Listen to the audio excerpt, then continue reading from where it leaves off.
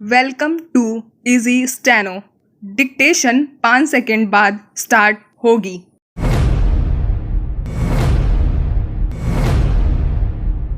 पिछले कुछ सालों से चुने हुए प्रतिनिधियों की खरीद फरोख्त और सत्ता पलट का भय इस कदर सरकारों को सताने लगा है कि वे अपने विधायकों को ही शक की नजर से देखने लगी है।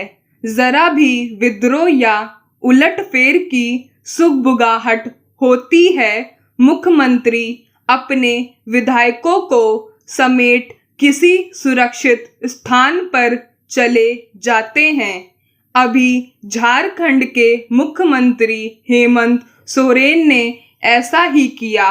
हालांकि अब उन्हें भरोसा हो गया है कि उनके बाद भी उनकी पार्टी की सरकार को कोई खतरा नहीं है और वे सदल बल वापस लौट आए हैं।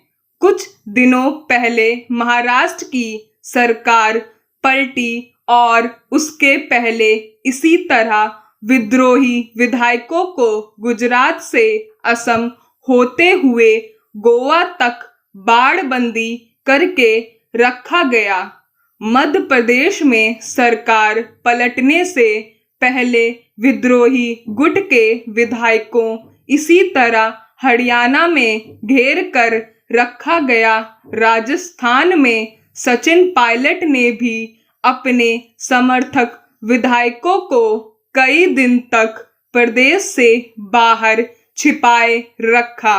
दिल्ली सरकार विश्वास मत पारित कर अपने को सुरक्षित और एकजुट साबित कर रही है। सवाल है कि इस तरह की कवायद में सरकार के कामकाज का कितना हर्ज होता है और विधायकों के बिकने या विचलित होने से मतदाता के मन पर क्या असर पड़ता है।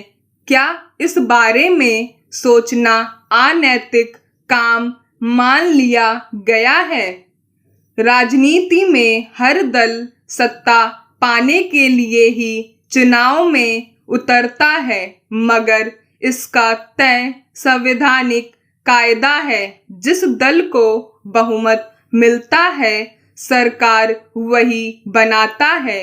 बहुमत का अर्थ है कि लोगों ने उस पार्टी पर विश्वास जताया कि वह उसके हितों के लिए काम करेगी। मगर कई बार पदों के बंटवारे आदि को लेकर बहुमत प्राप्त दल में फूट पड़ जाती है और असंतुष्ट विधायक किसी और दल के साथ मिलकर अपना स्वार्थ साधने निकल पड़ते हैं।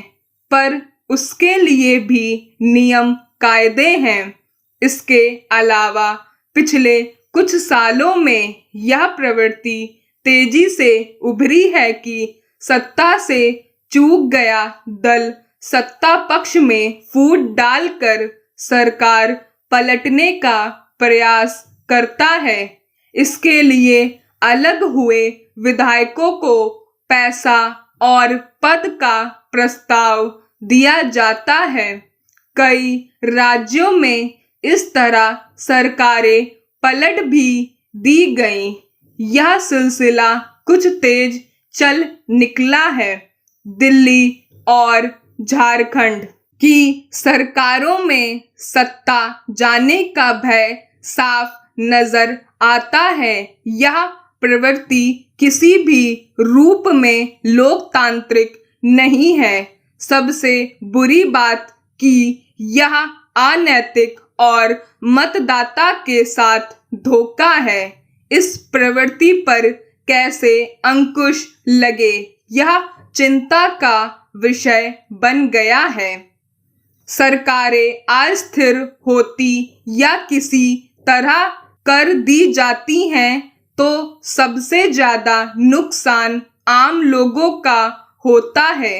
जब सत्ता पक्ष लगातार अपने ही विधायकों पर नजर रखेगा, जिनके सहयोग से सरकार चल रही है, उन्हीं पर अविश्वास बना रहेगा, तो भला विकास कार्य और बुनियादी जरूरतों को पूरा करने का संकल्प कहां तक सिरे चढ़ पाएगा।